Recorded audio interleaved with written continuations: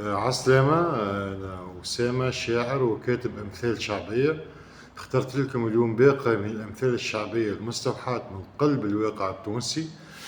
طبعا إذا عجبكم المحتوى تفعلوا الجرس، وذلك فضلا وليس أمرا.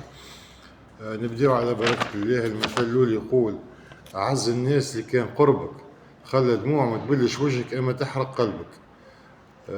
الدنيا خبيلة، يا تعطيك بظهرها يا تجيك ذليلة. كل قصة عندها زوج جوانب، اسمعهم من اثنين باش تعرف شكون تساند. نستناو في الصعيب حتى يمر، حتى تعدل العمر. ساعات في دقيقة تقرر النسيان، والدقيقة اللي من بعدها يرجعك الحنان. الثعلب إذا تحكم بأحكامها تاكلها الذيوبة من حزامها.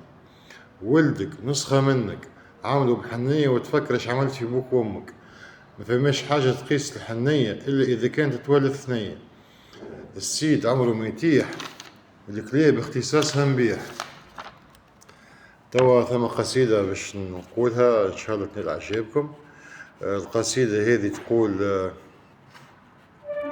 كن طموحا تعانق مبتغاك، فمن يتفائل الخير يأتيه. إن الأماني وإن طالت مغالقها، فرب الضعيف يكن محاميه. وتسعين الأماني إليك سعيا، وشأنك بالخير تعليه.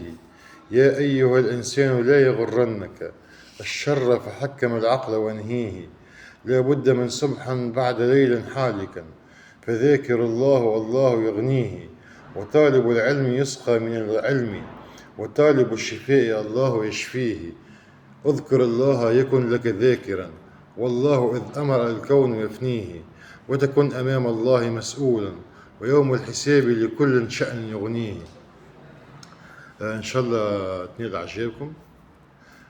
نحب نقول قصيدة هي شعر غنائي باللهجة الخليجية، كتبها أنا.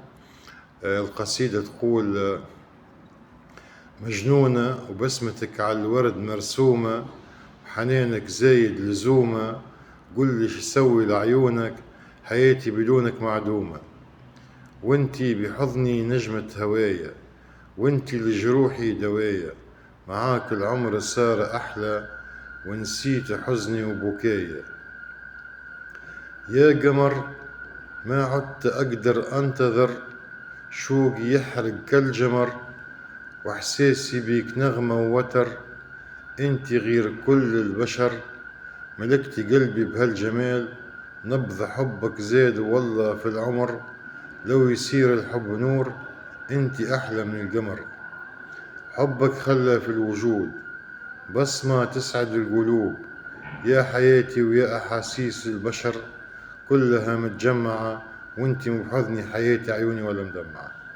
الشاعر أسامة جندي.